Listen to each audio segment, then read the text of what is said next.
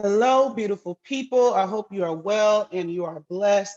I wanted to take this time to help all of you who have reached out to me in regards to opportunities with Meta, formerly Facebook, in regards to careers. So I wanted to show you how to properly navigate the job opportunities that we have because it could get a bit confusing if you're not familiar with certain job titles. So first off, you want to go to facebookcareers.com. So it is still under the facebookcareers.com website for right now. When you pull that up, at the very top, you'll see a link that says jobs. So if you click on jobs, that is where you will go to see all of the opportunities that we have available in the entire organization. Now, this is worldwide. So you want to make sure that you utilize the filters. These filters, you can sort it by area of work. So for instance, when I speak about me supporting the Global Operations Organization, if you wanted to learn about opportunities underneath my specific organization, you will click Global Operations. This is also the same link that is in my bio on Instagram. This is what it brings up. So currently in global operations worldwide, we have 203 jobs. Now, many of you asked me about remote. So after you do this, keep in mind, this number is globally. So you want to go and sort by your location. So whether you're in Canada, the US, Vancouver, wherever you are, you can sort by those locations. Now, I know a lot of you're interested in remote work. So I'm going to click this for instance, but just take note if you're in Europe and the Middle East, Asia, South Pacific, and Latin America, there's also tabs up here that you can click as well. I know many of my following comes from the UK and Africa and many different parts of Europe and the Middle East. So this will be a good place for you to start. Also, if you just want to look at all remote opportunities in general, worldwide, you can just click on the remote tab itself, and then you can sort through the locations. So there's remote for France, Germany, Ireland, Italy, Netherlands, Poland, Spain, UK, and obviously in the US and Canada. And so I'm going to sort by remote US just for this purpose, since the majority of the following that I have is in the North American region. And then when you pull it up, something I want you to bear in mind. In the location, you'll see Sunnyvale, California. Well, our headquarters and our locations are in the California area. So if you see that, don't let that make you not want to apply. You want to click this button right here or either hover over it, but you will see that the remote option is also there. So don't let that deter you from going through the job. Now, this is the piece that I will tell you that trips everyone up because they're not as familiar with our job descriptions and our titles. So let's say you are a project manager or even a program manager, product manager, whatever it is. You're not going to just, excuse me, see all the roles that we have, say just project manager, simply stated out. Sometimes it might be other verbiage built around it. So for instance, if you see this first job, it says Analytics Program Manager, and it's for Legal and Premier Partner Operations. Well, anytime you see that comma and then it shows something else after it, that is typically the focus area. So with this first job, I know that this specific position will be supporting Legal and Premier Partner Operations. Now you go down some more. You might see head of developer support engineering, customer resolutions manager. There's different roles. Here's another program manager. I know that this program manager is going to oversee privacy operations. Now you still want to be able to click on that job description and read it further, and I'm going to get into that. But this is just, general purposes. As you see these titles, let's say you want to be involved in risk. Let's say you want to be involved in policy. You want to be involved in commerce. You want to pay attention to what comes after the comma, because usually that will give you that focus area. Now, sometimes you'll see in the jobs throughout all of Facebook, and this isn't just global operations, it might not straight up say program manager, project manager, account manager, or just these titles that you may be used to. So that's why I always urge folks to think of your top 3 skills of what you're good at. Keeping in mind, this is Meta, right? So many of you, you're trying to pivot careers and pivot fields. Be very careful on trying to pivot and then get into such a large company as Meta, especially if you don't have those transferable skills. So you want to put in this box the top 3 skills you are strong at, because that will increase your chances of being seen and getting an opportunity. This is not the time to put in the name of roles that you may be interested in because you want to do it, even though you don't have the skills. Now, if you're trying to just look at those roles because you're trying to get a head start and say, okay, I know I don't have those skills yet, but I want to get there, then yes, type in the names of the roles that you're trying to look at, go into the job description, understand it, and see where you fall short so you can work on those things for the coming year. But many of you are actively pursuing opportunities with Meta. And so I want to make sure that you focus on your strengths, because it's very, very competitive. We get thousands of applicants, right? And the best way for you to stand out is to come with your best strengths forward. I know you usually hear your best foot forward. Come with your best strengths forward. That's how you're going to beat out your competition, right? There's some times where you can use those transferable skills because you're just all around, you have what it takes, and you can kind of, get your way in the door. But again, if you want to beat out the competition, search by your strengths. So let's say I'm a project manager and I'm really good at client relationships. So I'm going to put project manager, right? And we're going to do a search. And here you see there are 78 roles with the word project manager in it. But you see there's many different types that you can choose from. Now, you may be that project manager that has managed multiple projects, and so you don't mind taking any one of these. But again, let's get back to specific. I'm a project manager, I'm really good with client facing, and I want to do something when it comes to risk. So let me put that in. I'm really good when it comes to trust and safety, anything with risk. So I'm going to put that in. Now what pops up, I have 82 results. Now I want you to notice something. Before, when I just put project manager, I had less results. I had 78. But when I got more specific and put risk, I received back 82 results. Now, one of the reasons that could be is because maybe there's a title within all these 82 jobs to where it doesn't have project manager in there at all, but within the job description it's there. But the title could be like risk manager or risk operations manager, and it might not straight say project manager of risk. So you want to play around with those keywords. Let's play around with it some more. Let's say I'm really big on content creation and marketing. Let's see what's available. We're going to do a search. 84 jobs came back. And now you see that top job is for a media content operations. Second job, media content operations. So those top 2 jobs now gave me a more specific search. And as you can see, this number went from 82 to 84. But if you notice on the last slide, change delivery manager was the top role. Now these 2 top roles, they're showing up at the top because they're catered more specific to my search. So utilize this search bar. Don't just sort by, basic opportunities, or just look through these titles and get confused. You want to go through them. Now let's do something else. Let's say you really haven't been a true project manager, but you've managed projects. So you can put manager, you can put projects, and let's say you manage commerce projects, right? So now let's see how many results we get pulled back. It's back to 82 again, right? But it's still going to list those project manager roles, but now at the top, you see other roles that just say manager as opposed to just project manager. So now I'm going to dig a little bit deeper into this specific role, right? This role is for commerce operations.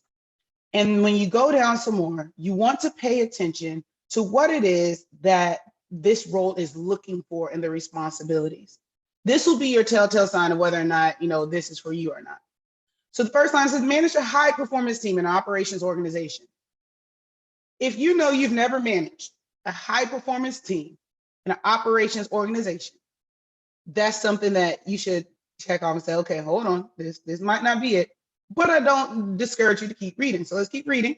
It says lead project management, team strategy, processes, and prioritization. Okay, that's a confirmation. So now I know if I've never actually led a team and I've only managed certain projects that I might have touched, and it was like a main project manager, but I had a few projects under my belt, this wouldn't be the role for me, because this is a people manager role. And you're seeing it by all the verbiage that is using, provide mentorship and guidance and career development to team members. So this wouldn't be the role for you, right? But let's say if you were that project manager and you did manage people, this could be the role for you, but you wouldn't even recognize it because it's starting with manager.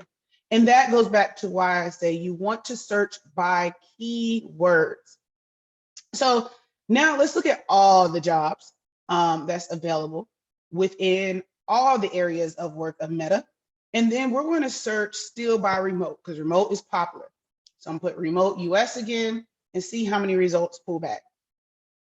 Now, the first search that I did, it was all the global operations. So it kind of limited, some of the jobs that we're pulling back. So you're going to notice now we're going to get a lot more because we're already starting at 874. The last one was in the 200s, right?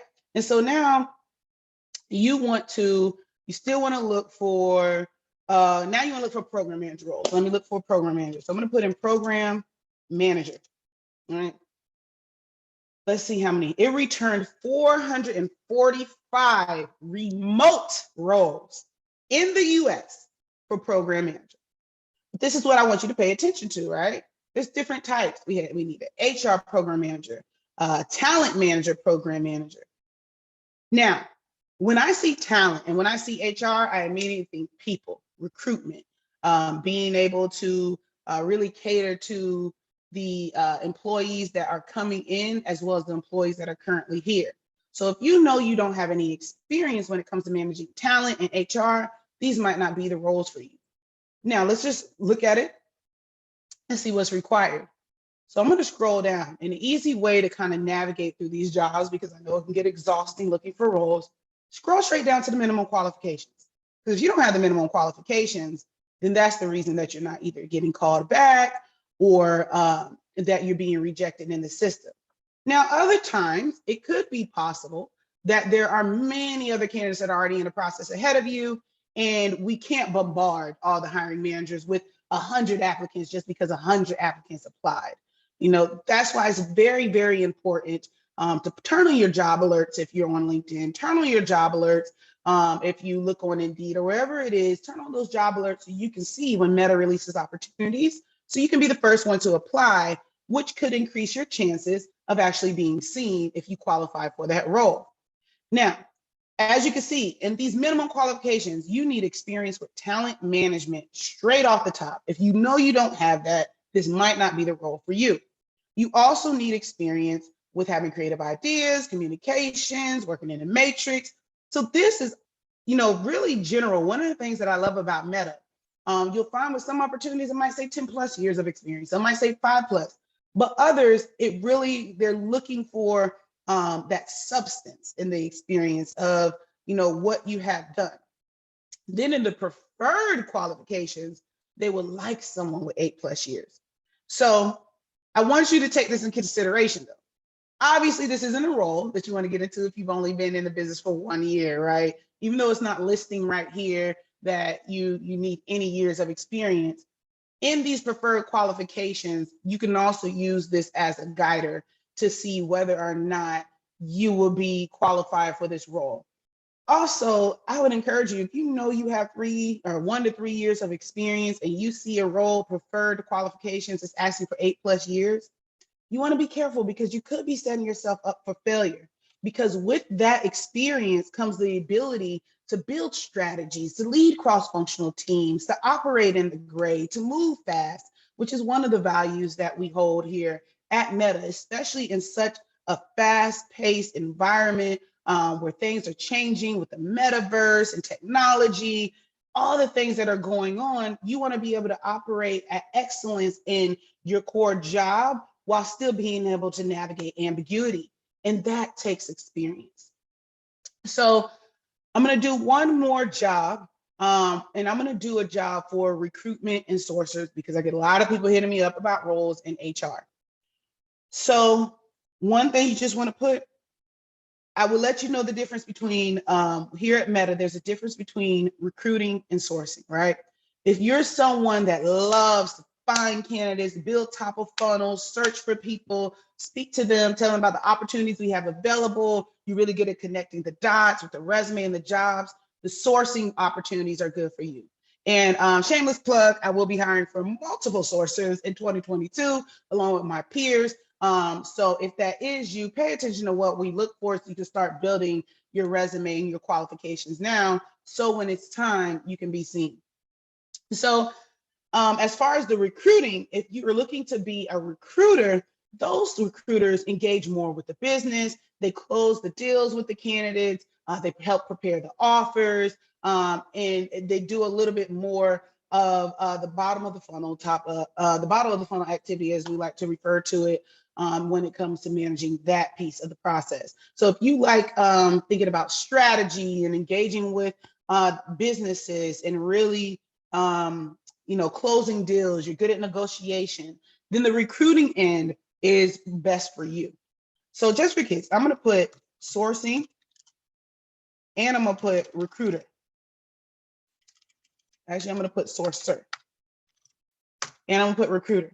That way it will pull back all sourcer and recruiter roles, right? And on here, you see we have 94 of these roles open worldwide. Again, go and sort by location. Let's see remote US. Let's see what it pulls back. There's 37 jobs related to either sourcing or recruiting when it comes to the US remote roles. Now, if I was to eliminate this remote US, let's see how many more it pulls back. Now you have 94. But hold on, the location cleared. Let me put it back because we actually want to go through this. Let's go through the actual roles that are available, and then we're going to wrap this thing up. All right, so you have a leadership sourcer, you have regular sourcer of the business, you have Facebook business group. I want you to pay attention to this, right? With sourcing and recruiting, there are different pillars, and this is even for all of you that are applying for jobs. There's a different sourcer that supports different areas of the business. And so that's why you're seeing this. The leadership sourcer, they're going to support core business for leadership sourcing. I'm seeing that the leadership sourcer is over here for this job is going to support the Facebook business group. That's now known as, that I'm sure we'll switch over to the Meta business group, known as MBG. Right here, university recruiter. I know that person then needs to be someone that's comfortable with college and recruitment, new hires, entry level, college grad. So if you have a passion for that area, this will be the best one for you. But then let's look at this one. It says technical sourcer. When you see technical in front of the sourcer, that's when you get into the territory of your developers, your engineers, your SWEs, your SBEs, people like that. So you really want to have that technical aptitude. And then if you look into these sections right here, I want you to pay attention next to the location. You'll see this area right here, people in recruiting, that's the area of work. That's what that is. And then if you look up here, you see a lot of these roles are people underneath people in recruiting. Now, scroll down some more. See, we have an executive sourcer for SWEs, some more technical recruiters. So there are many, many technical recruiter openings that are currently available. So when you go into there, I want you to make sure that you click, let's click on this one. When you click into it, each one may require different years of experience because there's different levels that you come into the organization with your experience. This particular one is 2 years sourcing and recruiting experience. Now, what made me click on this one is just because it said sourcer and business. It looked very basic, which had me assume that obviously this one probably isn't requiring as much. And sure enough, it's 2+ years of sourcing and recruiting. So those of you that might not be as seasoned in the field of recruiting, but really, have a few years and you want to get your foot in the door, that would be the opportunity for you. But if I scroll down some more and I see software engineer, oh, hold on, it changed up the search. Let me do it again. Sourcer, I'm going to put recruiter. I want to see what it pulled back. This time, go to location again. Everyone loves remote. All right. So now this one is a technical sourcer and it's specific to product. I can almost guarantee this one is going to ask for more years of experience. Let's see if I'm right or wrong. And there it is. 7 years of sourcing experience, right? With the search firm or in-house recruiting team, way more details. And the reason why I can see that is because it was more targeted. First of all, you need that technical aptitude. And again, think about who we are. This is Meta. This just announced growing out this big metaverse. We're going to need some very skilled individuals to bring this thing to fruition, which is huge. So we want to make sure the people that come in to support the technical sourcing for these products that are being built, this person has aptitude in screening folks and really understanding, do they have what it takes, and can ask those certain questions and make sure that they're aligned to the job, but also they're able to have enough skill to say, all right, you might not be a fit for this particular role, but let me put you over here.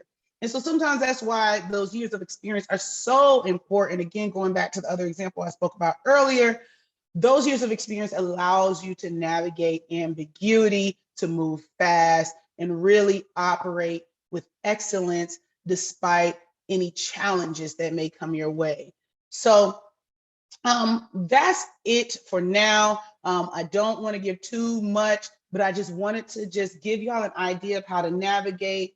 I'll probably do a video again and just reading through the job description. If there are specific jobs that you all want to learn about and understand how to read through the job description, I will try to prepare a video around there.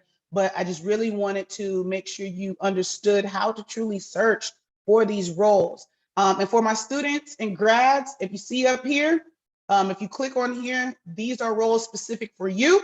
So if you don't see any entry-level roles within the basic search, I highly encourage you to click that tab and either click students and grads, or you can click Facebook University, and you can navigate through the opportunities that we have available for you as well, using the same type of searches, but also making sure you're going through that homepage and see the additional tools and support that we offer our students and grads. And then obviously you can click through some of the other tabs up here, Facebook Live, the blog.